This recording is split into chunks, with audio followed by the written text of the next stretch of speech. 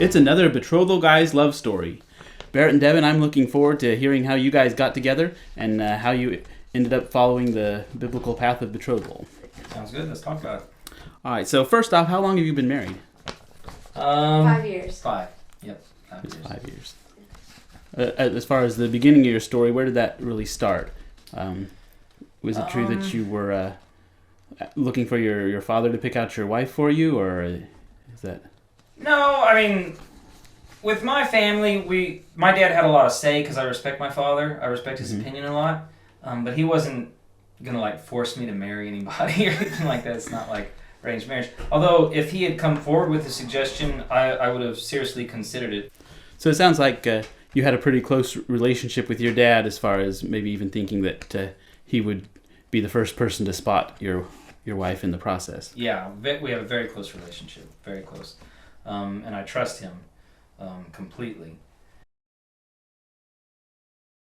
The first thing I ever noticed about her was that she was a really good dancer. We were at a Passover Seder, an unleavened bread feast, and we were learning this new dance, and she was picking it up really quickly. And so I noticed that because it's a circle dance, when I couldn't see the person teaching the dance, their feet, Devin was on the opposite side of the circle from the teacher, and so I followed Devin's steps because I quick scanned the circle and thought she's the best one, that's picking it up. So I started following her, and that's the first time I noticed her, was that she was a great dancer. Once I noticed her, I kind of had a hard time not noticing her everywhere. So she was always the fastest in any kind of race, among girls, and even she could even beat some of the boys, and stuff. So I noticed her athleticism, her dancing ability.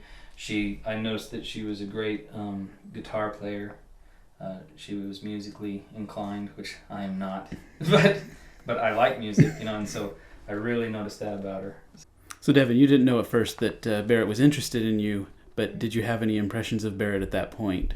No, I honestly, the very first year that he noticed me, I don't even remember him being around. I honestly don't even really remember him. I think I was 16, so I really wasn't even thinking about that, and I kind of had my own I thought she was older. I thought she was older than yeah, that. I had my own group of friends that I hung out with, and so I just didn't really notice him. I don't know. I really don't remember that much, which is a good thing. But when you did notice me, what did you notice about me? Was it my? I did notice, yeah. No, I did notice that he was around. There were lots of children that really liked him, and he just was really good with the kids. And so I was like, oh, that's really sweet, But I didn't really think of him that way. I just thought that, oh, the kids really like him and stuff like that. And so just kind of ended it there. I don't know. So now you have 4 kids, and do your kids like him? Yes. Oh yeah. In our circles, with betrothal and stuff, in order to get to know someone, because you don't date them, you want to spend time with the family as families, doing things, to get to know, without the whole dating pressure, or even the courting pressure. And so when I told Dad, well, what do you think about Devin? I was really saying, what do you think about her? Do you think we could get to know this family? Spend some time getting to know them. So when you were looking for a wife, what would have been some of the deal breakers for you that you would automatically disqualify someone? The automatic deal breakers, they're pretty broad, but I wanted her to believe that Yeshua is the Messiah, obviously. I wanted her to believe that, which in our circles, a lot of people are going towards rabbinic Judaism and stuff, and I just didn't want. I've had multiple friends deny Yeshua, and I just didn't want anything to do with it. So I wanted to make sure that they were nowhere near that. I wanted her to believe that Yeshua was Yahweh, that he was divine in Elohim in the flesh. If she didn't believe that, that was a deal breaker. I wanted her to believe that the Torah applied to her life. Specifics on, do you keep Passover on the night of the 13th going into the 14th, or the night of the 14th going into the 15th? I wasn't as concerned about. I just wanted her to believe the Torah applied. details on how it applied we could handle later. I would say the fourth is I wanted her to believe in salvation by grace through faith, not of works. Because I think that's a danger that a lot of Torah observant people tend to fall into, is thinking they have to keep Torah to be saved, not they keep Torah because they're saved. And I wanted her to be firm in salvation by grace through faith, without works. So it really had a lot to do with the basics of your theology. Yeah, basics of theology. Yeah, very much so. A lot of people say, you didn't care about her hair color or her height, and none of those are really deal breakers for me. I just never thought of those things. Because she was 16, I asked Dad what he thought about her, and he said she's too young. And absolutely not. So how old were you at that time then? How Are you a lot older than her? I'm 7 years older than her. When I found out that I was that much older than her, I did think, I don't know if they're gonna like, that the age difference, her parents. But I found out that her dad's like 8 years older than 6 years older than her mom. So I'm like, oh, so maybe that won't be a problem. So that didn't faze you when you heard about that? No. I don't even think that never really crossed my mind, honestly. I'm young at heart. Everyone that knows me knows this. At the point that you talked to your dad about her, he says you're gonna have to wait because she's too young. Did you decide to look around, or well, at first he told me no. He said she's too young, no. And so I tried not to think about her. I tried to think about other options or whatever, and I didn't find anybody that I was really interested in or whatever, and a year went by, and she was 17 then, and I was like, well, I still am interested. And Dad's like, she's only 17. He said, I'm not. He said, we can approach Jean. That's her dad. He said, but we're not approaching him until she turns 18. So basically, he told you that you would have to wait a year. Right. He said I'd have to wait a year before he would let me approach her dad. And he said, and if you wait a year, you're probably going to get a no, because she's the youngest daughter. She has 2 older sisters who aren't married. And you're probably just waiting a year for a no. And I was like, well, I have to wait then. I said, I have to at least try. And so he's like, okay. He said, we'll wait. So we waited a year. And next Passover, I was like, so Dad, do you want me to approach Jean? Do you want to approach Jean, or do you want us to approach Jean together? And he said, well, let me think about it and pray about it, and then I'll get back to you. And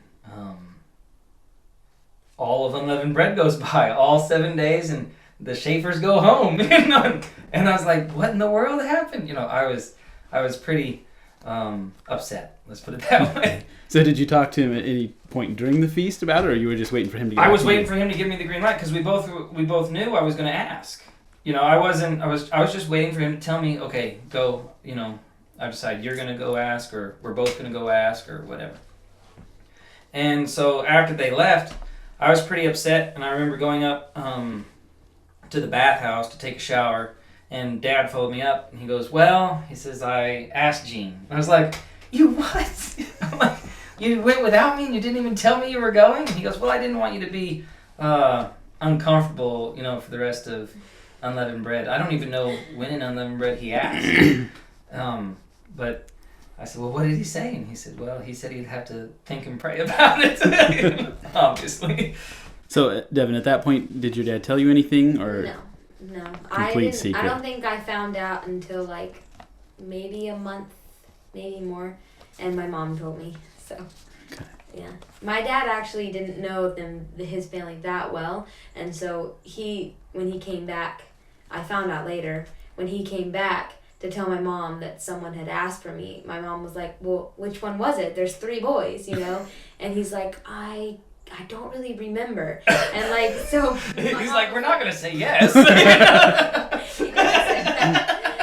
But he he kind of was like, I'm not sure, but then I guess they figured it out who, but then, so I think it was like probably about a month later than my mom came and told me about it. So I was very shocked. So how long was it before you heard back from her dad before? Okay, Gene left Unleavened Bread, and I didn't hear from him. Oh man, it was a couple months. It was just silence on his end. I even wrote him a couple emails. You know, I took the time. I wrote him an email because I wanted him to make an informed decision. I basically sent him an email with all my more offbeat positions, you could say, theologically speaking.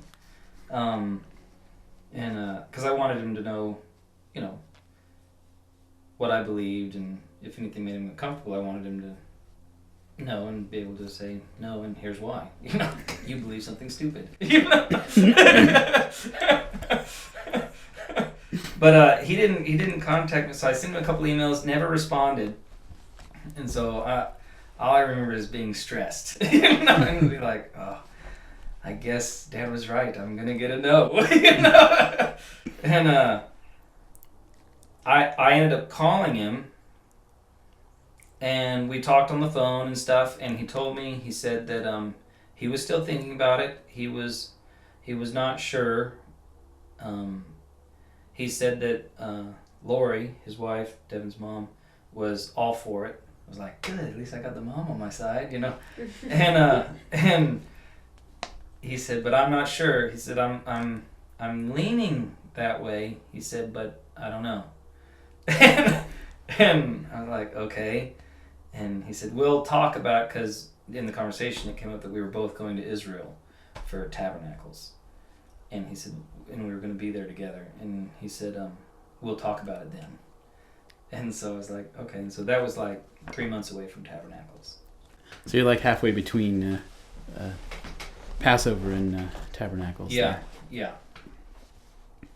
So at that point you probably already knew if it was like a month later. Yeah, probably. I never knew that he, like my sisters, I must have been really oblivious, honestly. Like, I just really assumed that I was not going to get married before them, and they weren't married, so I just didn't really think about it. And then, I mean, I never knew that he called on the phone, and didn't know there were emails being sent. My sisters knew. They all knew. I can't believe they didn't, like, you know, tell me, or, I don't know, but they hid it very well. But, yeah, so I didn't know anything was going on really until Mom told me, so yeah. So what were your first thoughts when he told you? Well, she didn't tell me. She told me that somebody was interested in me or had asked to marry me or something. And all I remember thinking, at first I was like, what? I mean, it was like utter just like, whoa, I was not expecting that. And then I really told her that I didn't want to know who it was. Like, right away. I was like, I don't want to know who it is. Yet I want to pray about it and even, you know, see if I'm even supposed to be thinking of getting married right now before I knew who, because I didn't want to, like, know who it was and that, like, you know, make up my mind for me without really trying to hear from Yahweh. And so I think it was like 3 days that I, like, prayed about it and stuff. And then after 3 days I went to Mom. I was like, okay, I think, you know, I'd like to know who it was, whatever. And so she told me, and I just remember being like, okay, let's do it. Like, it wasn't like, what? Or like, really? Or it was just like, okay. I felt like I was like, I don't need to pray about it anymore. Like, I could say yes right now. So I definitely feel like it was from Yahoo, because otherwise, I mean, most people out here is like, how did you know that he was the one? And I'm like, I really don't know. It just felt right, I guess. Like a sense of peace. Yeah, it was very just like, okay, I can say yes, let's do it. So let's go forward, I guess. So then I guess the next part of the story, it probably happens in Israel. Yeah. You get there. I get there. We got there before the Schaefers, and we had rented a house in Jerusalem. And when the Schaefers flew in, some friends of ours picked them up from the airport. And they stopped by our house. And in Jerusalem, on the way, they were going to go out to Sukkot. Was it Sukkot? Yeah, Sukkot, which is in Samaria.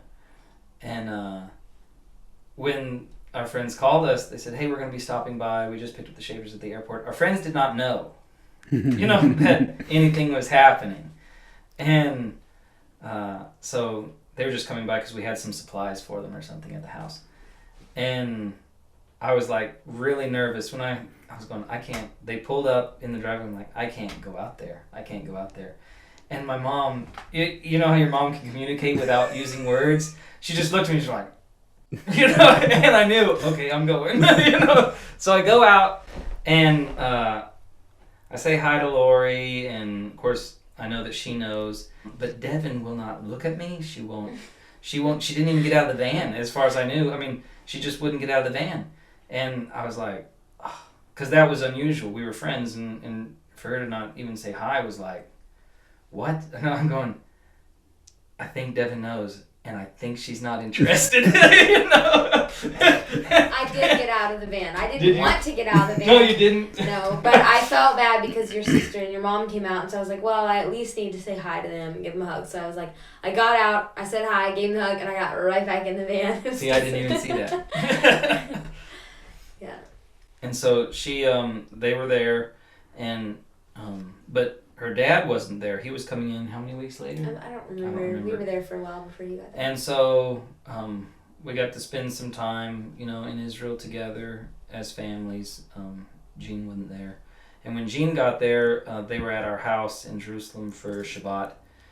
And I asked him, I said, do you mind going on a walk with me? And he said, sure. So we went on a walk, and I'm like, so, what do you think? And he said, Lori's all for it. He said, and I'm all for it too. He said, so we give you our blessing and our permission. And I said, it was really, I was like, it was a lot of emotion. I was like, okay. I said, so does Devin know? And he said, well, I don't know. I don't know why he said he didn't know. Before that, before we even went to Israel, I had already talked to my dad. We had sat down, and me and my dad and mom had talked about it. We all knew kind of what we all felt. I think he just kind of was wanted to keep it a surprise for Barrett, and I don't really know what Devin thinks. Kind of he wanted it to be without Barrett going in knowing, oh, she's gonna say yes. He wanted it to be I guess more exciting, scary, intimidating. I don't know. So, but I had already talked to him. All of the above. Yeah. So you knew you were going to say yes from Yeah. well before you went to Israel. Yeah. Oh yeah. I knew. When my mom told me who it was, I knew then. I think I said something "Let's do it." I was right then and there. Could have called him and said, "Yeah, let's go. Let's do this." But he said, I don't know. What she's thinking. He said, I said, well, do you want me to ask her? Do you want me to approach her? Do you want to tell her? I kind of asked him the same thing I asked my dad, I said, do you want me to ask her? Do you want to ask her? And he said, why don't I fill out the situation a little bit, and because I hate to send you her way, she's just going to tell you no. And I was like, okay, sounds good. You can ask her about it. And a week goes by, and they come back to Jerusalem. I managed to get him alone and say, did you get a chance to talk to Devin? He said, no, I haven't had a chance to talk to her at all. He said, we were gonna go on a walk, but then a bunch of other girls came, and so we weren't able to talk. And I was like, okay. And I said, so what do we do? He said, I think you should just ask her yourself. And I was like, okay, And so I went. We were all on this tour together, and I went and told Mom and Dad that Gina said I could approach Devin, and they were both like, yes, you're doing it today. We're in Jerusalem, and it's perfect. And I was like, but I don't know. How are we gonna? How do we go about asking her? Because there was a whole group of people, that were there all together. I'm like, how am I going to get her by herself? And they said, well, the group was going to go into one of the shops in the Jewish quarter, and they were going to hear a guy speak. And Dad's like, well, I think it was Mom's idea actually. Mom's like, what we'll do is Sarah will ask Devin to go on a walk, and Sarah's your sister.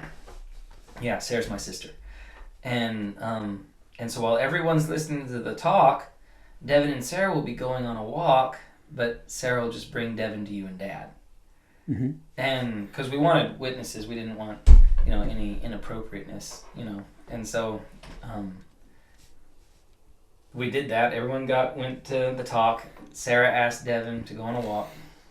Sarah brings Devin. I felt that was very unusual when we were all setting up chairs and Sarah came and she's like, hey, can we go on a walk a minute? And so I was like, sure, thinking she's probably wants to be like, what is taking you so long with answering my brother or something, I was just like terrified. I was like, okay, sure. So like she took me on a walk but yet we were supposed to be talking, but she wasn't saying anything, and she was like looking around like she was looking for something, and I still was like, what is going on? Like, this is really weird. And then we turned the corner, and like down the road I saw Barrett and his dad, and I was just like, no way. She brought me out here to talk to him, and so then I was like really nervous, and I had thought that like they had brought me out there and like my parents didn't know, they kind of like just snuck me away without my parents knowing. And so I did go over this plan with Gene. I told Gene, I got him alone again on the tour, and I told him the plan. He goes, sounds good, and he patted me on the back. He goes, good luck. Yeah, so when I saw them, I was really like, I'm not doing this, like not without my parents knowing, whatever. But then we walked up to them and Barrett said, can I talk to you? And I was like, sure. And so we kind of started walking away and, left his dad and his sister behind, and we walked a little ways. They walked and then behind us. The very first thing he said was, your parents have given me, their permission to talk to you. And so I was at ease and relaxed, and I'm like, oh, okay. It made me feel better, because I was like, I knew he hadn't just like snuck me away from the whole group or something. I had it all memorized what I was going to say. It was going to be great. How I was going to ask her, propose to her and stuff. And the moment I saw her turn the corner, I could not remember any of it. So my advice to anyone watching this is write it down. Yeah, we for sure did not have the model of romantic proposal. I didn't know what I was doing. I was just kind of... So we're walking, and I said, I did. These are my exact words. I said, so what do you think? And she said, I think you had said something like, I said, I've talked to your dad. I talked to your dad, and I said, you know stuff. why I want to talk to you? And she said, yeah. And I said, so what do you think? Well, how romantic, Yeah. But and she starts telling me her side of the story, when she found out, when her mom told her and stuff. I think I was just nervous. And she so wasn't, just like, and as she's going through the story, she hasn't told me yes or no. She's just telling me. And at one point in the story, I thought, oh, she's going to say yes. And then another point in the story, I was like, no, she's going to say no. And finally, I had to stop her. I couldn't handle it. I said, I'm sorry. Are you saying yes? And she's like, oh, yeah. And I was like, oh, good. You can finish your story now. Well, he was pretty eager to tell the whole group. And I'm talking like, it was over 100 people, 200 people. I mean, it was a lot. It was a huge group. And it was just all like, what just happened kind of thing. And so I was like, I was not ready to tell like the whole entire group yet. I needed a few days to kind of let it soak in or whatever. But I had a really close friend that I was like, I wanted to tell, and he had some friends that he wanted to tell. So we kind of agreed, we'll just tell our really close friends now, because we wanted to tell someone, but we didn't want to tell I didn't want to tell the whole group. And so he told his friends, and I told my friend, and then that was kind of funny, because she was like, I said, Barrett asked me to marry him, and she's like, nuh-uh. I was like, yes, he did. She's like, no, he didn't. And I was like, look, and he had a signet ring at the time, his signet ring, and so he had given it to me, and I showed it to her, and she was just like, I cannot believe it. Like, it was just shock, whatever. But so I didn't want to tell anybody, but we had to go back to the group, and go and finish the rest of the tour. And the whole entire time, he just kept searching for me in the crowd, looking for me, and every time we'd make eye contact, like he would smile really big, and I told my sister, I was like, he's going to give it away. I didn't want to, like, I was so nervous. I, like, would not look at him. I wouldn't make eye contact. I was like, I don't want everyone to know, but. So then we went back and, like, planned kind of the betrothal, how we were going to announce it to the whole group. Yeah. So. Yeah, because we didn't know how we wanted to announce it to everybody. Yeah. So what did you decide on that? Well, the thing is, where the group was staying was half the group was staying in Sagot, and so that's in the ancient land of Benjamin, the tribe of Benjamin. And I'm like, well, it'd be fun, because there's a story in the book of Judges about a group of Benjamites going and kidnapping their brides while they were dancing in a vineyard. Mm-hmm. And the group was there harvesting grapes in a vineyard in the land of Benjamin. I'm like, they were doing like a promotional video. Wouldn't it be fun if I went up and I just kidnapped her, while she was dancing with a group of girls? And they were like, that's a great idea, So, and it worked anyways, because they were doing the promotional video. So there were like people playing instruments, and us girls were dancing. Yeah, and I told my friends, well, it was y'all, the Williamses. I said, y'all gotta have my back, because no one knows I'm gonna take her, and someone might think I'm really kidnapping her. I said, you gotta be there to keep me safe. No one tackles me. And this group, guys and girls, don't run off alone together. So that was also another So a friend of mine, he was in charge of the videoing, I guess, and he said, Barrett, your signal will be, hey, look at all those beautiful girls up there. He said, one of you boys should just go grab one. He said, and I'll say, Barrett, why don't you? And that'll be your signal, to go get her. And so that's what he did. And a gentleman was behind me, and he heard my friend say this, that was in charge of the video.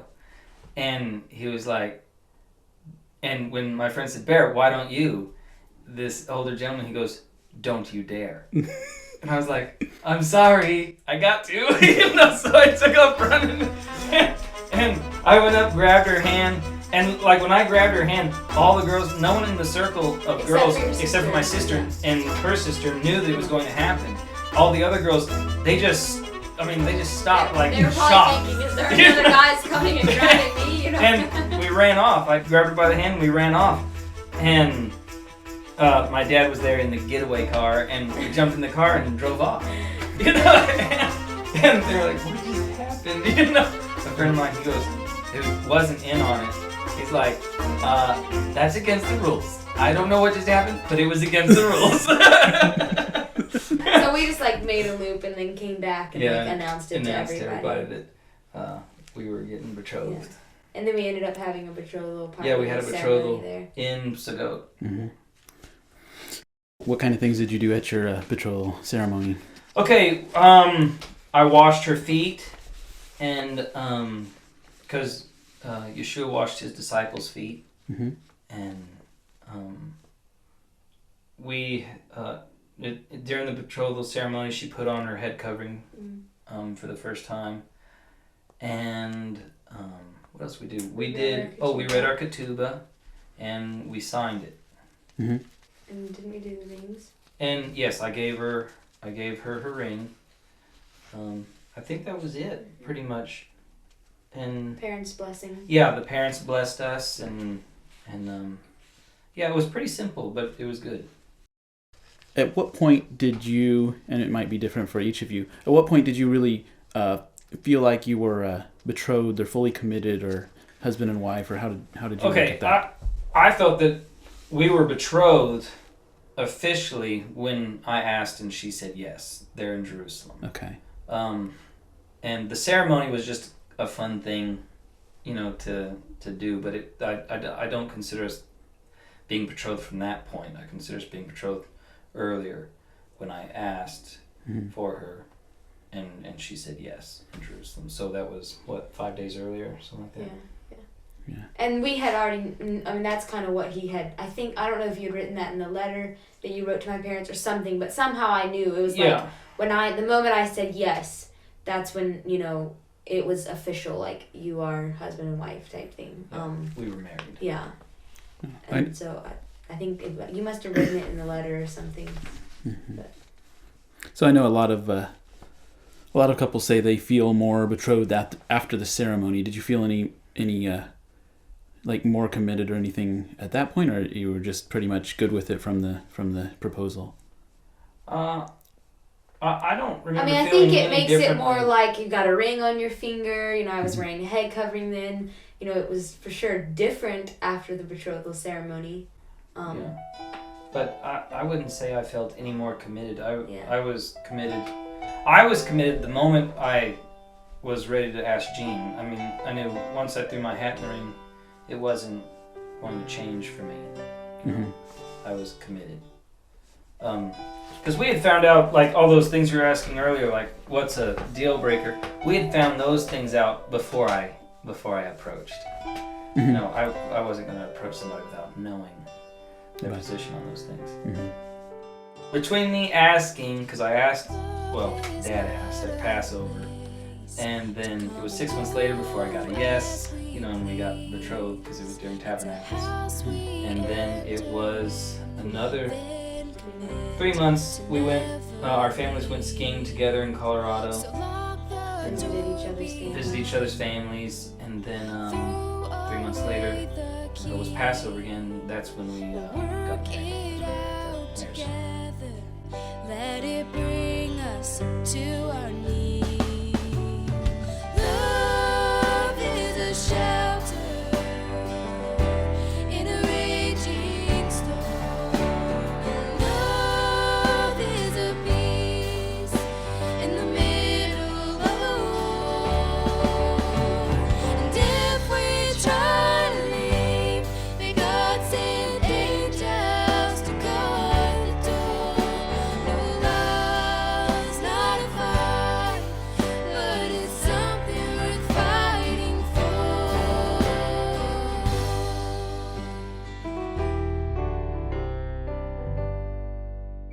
I'm proud to announce to you and introduce you, Barrett and Devin Warren!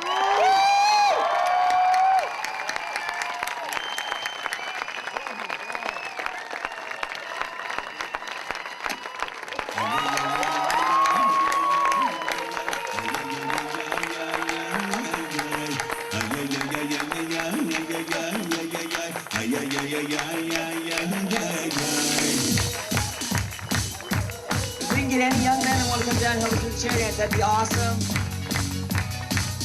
Come on, young man!